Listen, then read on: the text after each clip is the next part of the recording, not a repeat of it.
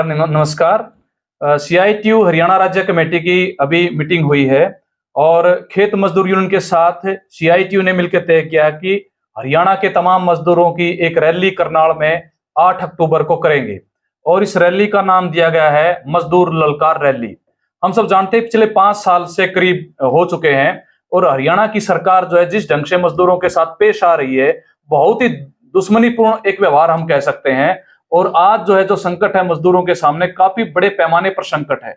बड़ी महंगाई है, आवास की समस्या है, बच्चों की पढ़ाई का मसला है, उनके जो है रोजगार का मसला है, उनके जो खाद्य सुरक्षा का मसला है। मतलब हर रोज जो है मजदूरों को जो है तिल तिल कर मरने की ऐसी स्थिति पैदा हो रही है। बहुत बड़े पैमाने पर आंदोलन भी है, उसके बावजूद भी हरियाणा की सरकार खासकर मजदूरों के मसलों को लेकर बिल्कुल गंभीर नहीं है। और इसी बीच में केंद्र की जो सरकार है उसने संसद के अंदर लेबर कोड पारित किए हैं और हरियाणा की सरकार उन कानूनों को लागू अभी वो सरकार ने वो लागू नहीं किए केंद्र सरकार ने, लेकिन हरियाणा की सरकार वास्तविक में प्रैक्टिकली उसको हरियाणा के अंदर लागू कर रही है, जिसके चलते जो है जो संगठित क्षेत्र के मजदूर हैं उनके ऊपर काफी बड़े इसके नकारात्मक प्रभाव पड़ रहे हैं। तो ये सारे जो मसले हैं आज के दिन मजदूरों के सामने, चाहे उनके विभागीय स्तर पर जो मसले हैं या उनके जो दैनिक जीवन के मसले हैं, उनको लेके सरकार का जो संबोधन नहीं हो रहा है, सरकार उसका कोई हल नहीं निकाल रही है, इससे मजदूरों में काफी बड़ा गुस्सा है। हरियाणा को बढ़ाने में, हरियाणा को चलाने में, हरियाणा के विकास में मजदूरों का बहुत बड़ा योगदान है। वो चाहे स्कीम वर्कर्स हो, वो चाहे कच्चे कर्मचारी हो, वो चाहे संगठित क्षेत्र का मजदूर हो, चाहे असंगठित क्षेत्र का मजदूर हो, उन सबका योगदान है। लेकिन ये तबके जो है अपनी वेतन बढ़वाने के लिए, अपनी मांगों का हल करवाने के लिए, पेंशन के लिए, तमाम मसलों के लिए वो लगातार संघर्ष में है। लेकिन आज तक हम ये दावे के साथ कहना चाहते हैं कि हरियाणा के लेबर मिनिस्टर ने आज तक भी हरियाणा के मजदूरों के प्रतिनिधिमंडल से कोई बातचीत नहीं की है। हरियाणा के मुख्यमंत्री ने जो है वो खासकर कोरोना के बाद से आज तक जो है उन्होंने कोई बार बार चिट्ठी लिखने के बावजूद भी उन्होंने कोई बात नहीं की है।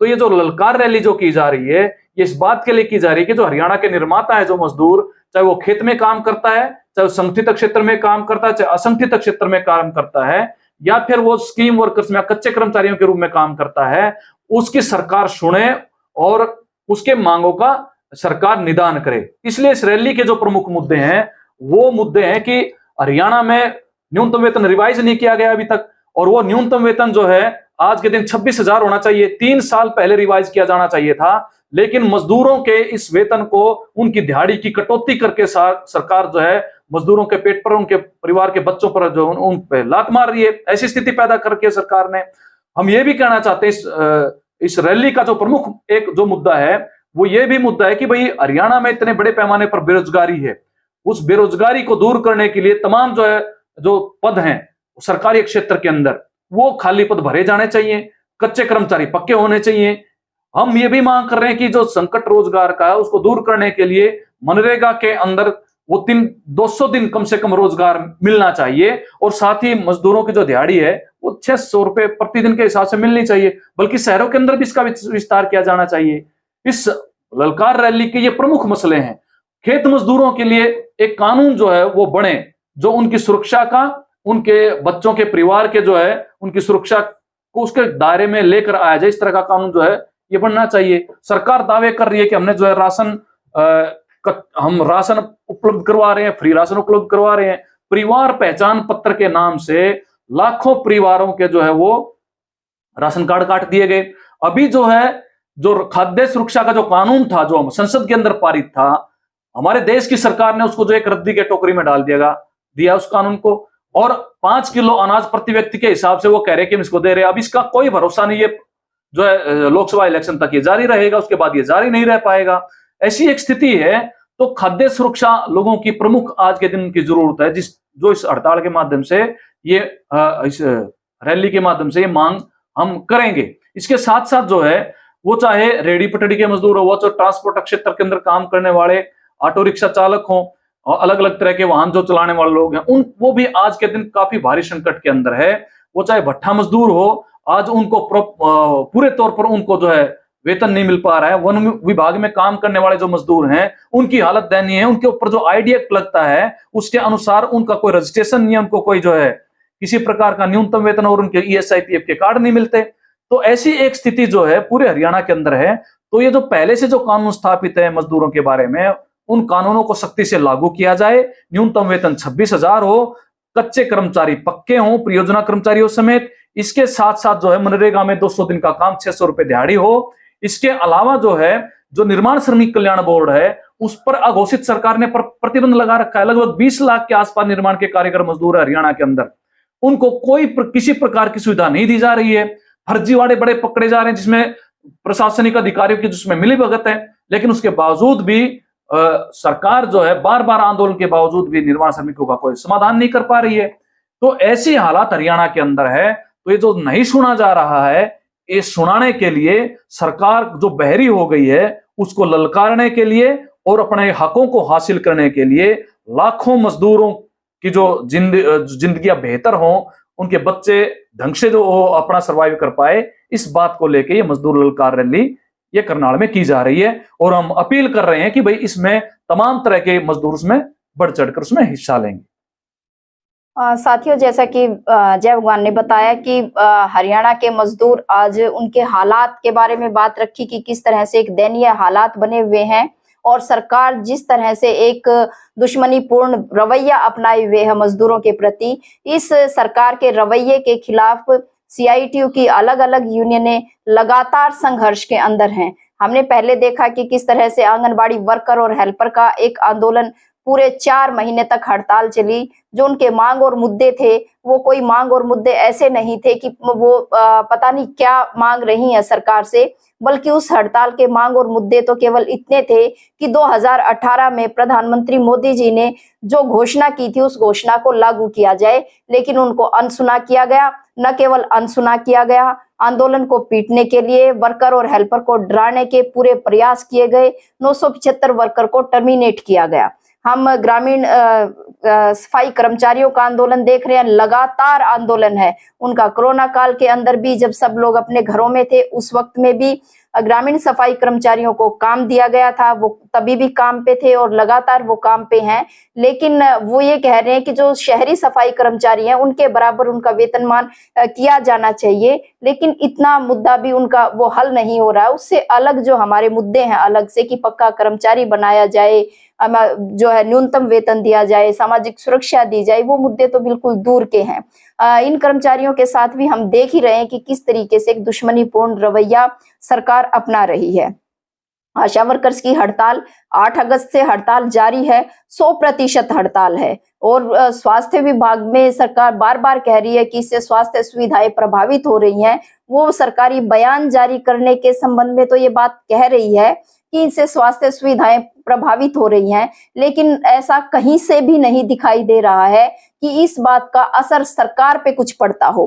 अंदर खाते अधिकारियों ने कहा कि इससे जो है सरकार को क्या फर्क पड़ेगा, सरकार को कोई परेशानी नहीं है यदि स्वास्थ्य सुविधाएं बाधित हैं। तो यदि जो है ग्रामीण जो गरीब हैं या शहरी जो गरीब हैं उन तक स्वास्थ्य सुविधाएं या जो परामर्श जो लेके जाती थी आशा वर्कर, जो स्वास्थ्य विभाग के अंदर और जनता के बीच में कड़ी का काम करती थी, यदि वो काम ना हो, यदि बच्चों का टीकाकरण ना हो, संस्थागत डिलीवरी ना हो और बाकी तमाम जो काम है वो ना हो, तो सरकार पे कोई असर नहीं पड़ता। ये सच बात है कि सरकार पे असर नहीं पड़ता, इस प्रदेश की जनता पे उसका असर पड़ता है। नवजात जो शिशु हैं उनके स्वास्थ्य पे इसका असर पड़ता है, गर्भवती महिलाओं के स्वास्थ्य पे इस बात का असर पड़ता है, लेकिन इस बात का लेना देना सरकार को नहीं है। और ये इतनी महत्वपूर्ण जो है सेवाएं आज के दिन आशा वर्कर्स दे रही हैं, जितना ये काम कर रही हैं, सरकार ये चाहती है कि ये तमाम काम अब आशा वर्कर ऑनलाइन भी करें, जबकि वो इतना सारा काम है कि उसके लिए एक और पोस्ट चाहिए डाटा एंट्री ऑपरेटर की, वो इस काम को कर सकते हैं। तो एक डाटा एंट्री ऑपरेटर जितना काम, उसकी पोस्ट जितना काम सरकार ऑनलाइन करवाना चाहती है। उनका जो फील्ड वर्क है वो अलग रह गया और उससे अतिरिक्त जितने वो रिपोर्ट्स और सर्वे कंसोलिडेट करवाती है वो अलग रह गया। तो ये इतने तरह का काम सरकार करके पिछले 3 साल से लगातार संघर्ष में है आशा वर्कर, उसके बावजूद उनकी सुनी नहीं जा रही है। तो हम ये कह सकते हैं कि एक ऐसी स्थिति है। ग्रामीण चौकीदारों को हम देख रहे हैं कि वो किस तरह से लगातार वो संघर्ष कर रहे हैं। हमारे जो निर्माण के मजदूर हैं वो लगातार संघर्ष कर रहे हैं और उनको जो लाभ देने हैं वो लाभ उनको नहीं मिल रहे। लाभ मिलना तो दूर की बात, कोई पंजीकरण भी बोर्ड के अंदर नया नहीं किया जा रहा है और फर्जीवाड़ा बेहद जो है गंभीर उसके हमें सबूत मिले हैं। हमें ऐसे सबूत भी मिले हैं जो हमारे पास हैं। हम उनको आगे उनके बारे में आगे कार्रवाई करने के बारे में सोच रहे हैं कि आज रजिस्ट्रेशन होता है मजदूर का और अगले दिन उसके पास जो है कई तरह की सुविधाएं वहां पे उनके पास ट्रांसफर हो जाती हैं। उसके बजाय जो एक्चुअल मजदूर है, काम करने वाला मजदूर है, जिसने अपनी बेटी की या बेटे की शादी के बाद, बेटी की शादी के बाद जिसने कन्यादान का फार्म भरा है, उस कन्यादान के फार्म को 2 महीने 2 साल 4 साल 5-6 साल तक भी पेंडिंग पड़े हैं। ऐसे भी केस हमारे पास है, उनका जो है निपटारा नहीं किया जा रहा। उल्टे जो है भ्रष्टाचार का एक नेक्सस बन गया है अधिकारियों के बीच में और नीचे कुछ और ऐसे ही उनके दलाल के बीच में, और बड़े पैमाने पे वो भ्रष्टाचार जारी है। जो एक्चुअल मजदूर है आज वो लड़ रहा है सड़कों पे अपने हक और अधिकार के लिए, सरकार उसको भी लगातार अनसुना कर रही है। तो ये तमाम तरह से हम देखें कि सीआईटीयू की और भी जो कैटेगरीज है वो भी आंदोलन कर रही हैं। मनरेगा के मजदूर लगातार आंदोलन कर रहे हैं और कमाल की बात देखिए कि मनरेगा मजदूरों को एक बार आंदोलन करना पड़ता है इस बात के लिए कि उनको काम दे दिया जाए। जब उनको काम मिल जाता है तो उसके बाद उनको फिर आंदोलन करना पड़ता है कि उस काम की जो है पैमाइश वो ठीक हो जाए। फिर उनके काम की पैमाइश ठीक होने के बाद उनको फिर आंदोलन करना पड़ता है इस बात के लिए कि जो उन्होंने काम किया है उसकी जो दिहाड़ी है, उसकी जो मजदूरी है वो मजदूर के खाते के अंदर आ जाए। तो ये इस तरह से आप ये देखिए कि जो हक है उसके अतिरिक्त वो जो दिहाड़ी है जो मनरेगा के तहत मिलती है वो कम है, उसकी मांग हमने पहले रखी। तो ये हालात इस वक्त में चले हुए हैं और मजदूर बेहद परेशान है और इन परेशानियों को जो है ना बाकी जो नीतियां सरकार की वो उनको बढ़ा रही हैं। जिस तरह से सरकारी स्कूल बंद किए जा रहे हैं उसका असर जो है इन मजदूरों पे, इनके बच्चों पे पड़ रहा है और आने वाले समय में एक ऐसी स्थिति बनने की आशंका बनी हुई है कि मजदूर के बच्चा बच्ची जो है वो पढ़ पाएंगे कि नहीं पढ़ पाएंगे। स्वास्थ्य विभाग का भी ऐसा ही हालात है। ये जिसको आयुष्मान भारत कार्ड का झांसा दे रखा है उसके तहत बहुत सारी बीमारियों के इलाज नहीं होते हैं। ज्यादातर जो है बीमारियों से बड़ी जनता के बड़े हिस्से को इससे राहत नहीं मिल रही है और अस्पतालों के अंदर डॉक्टर पूरे नहीं मिलते हैं। तो वहां पे भी इलाज की हमारी स्थिति अच्छी नहीं है। राशन कार्ड का भी हम ये लगातार देख रहे हैं कि कितने सारे राशन कार्ड काटे जा चुके हैं, उनको किसी का फिर बना देते हैं, फिर काट देते हैं। ये फैमिली आईडी के अंदर जिस तरह का, तो बिल्कुल मारा फिर रहा है मजदूर आज। ये तमाम ऐसी स्थितियां हो गई, एक तरफ महंगाई की मार, दूसरी तरफ बेरोजगारी की मार और उसके ऊपर से जो पिछले 5 सालों से ज्यादातर जो है हम ये कह सकते हैं कि कहीं पे इन विभागों के अंदर मजदूरों को कोई बढ़ोतरी नहीं मिली है, उनकी कोई पेंशन नहीं है, किसी तरह की कोई सामाजिक सुरक्षा नहीं है। तो और सब लड़ रहे हैं और इन लड़ रहे हैं मजदूर की आवाज सुने सरकार, उनसे बात करे सरकार, ये ना करके वो दमन का रवैया अपनाए हुए है, वो उनको अनदेखा करना चाह रही है। और सरकार को लग रहा है कि मजदूरों को जो है, कर्मचारियों को, सबको, खेत मजदूरों को, सबको अनदेखा करके वो फिर भी सत्ता में बनी रह सकती है। और शायद यही वजह है कि वो एक सांप्रदायिक एजेंडा छेड़े हुए है। हमने मेवात नूह के अंदर जिस तरीके से देखा कि कैसे एक परिस्थितियां बनाई गई, एक प्रायोजित हिंसा की कोशिश वहां पे की गई, और अब न केवल नूह के अंदर बल्कि पूरे हरियाणा के अंदर एक सांप्रदायिक उन्माद पैदा करने की कोशिश की जा रही है।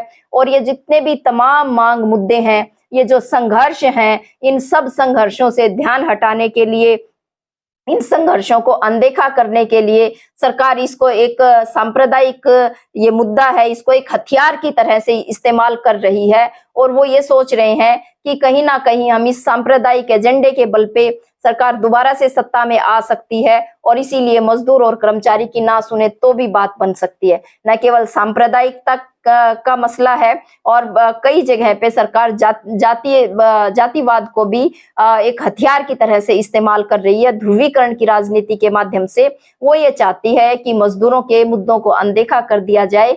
लेकिन हम ये सरकार को चेतावनी भी देना चाहते हैं कि आज जो है मजदूर, उनकी कैटेगरीज वो अलग अलग आंदोलन कर रही हैं, आज वो अलग अलग लड़ रही हैं और CITU के बैनर तले हम सब जो है, यदि बात नहीं सुनी गई तो हम सब एक साथ मिलके भी लड़ेंगे। और इसीलिए 8 जो अक्टूबर है उसको ललकार रैली है, यानी कि वहां से एक ललकार होगी, वहां से एक आगाज होगा, वो एक रैली होगी और उसके बाद जो है नए संघर्षों का वहां से आगाज होगा। और हम सरकार से जो है ये कहना चाहते हैं कि ये मजदूरों की बात को अनसुना नहीं किया जा सकता। साथ ही तमाम जो है CITU की तमाम कैटेगरीज से हमारी अपील है, खेत मजदूरों से हमारी अपील है, तमाम जो है असंगठित क्षेत्र के मजदूरों से हमारी अपील है, संगठित क्षेत्र के मजदूरों से अपील है कि हम सब जो है 8 अक्टूबर को होने वाली इस खेत मजदूर यूनियन और CITU की संयुक्त रैली को हम सफल बनाएं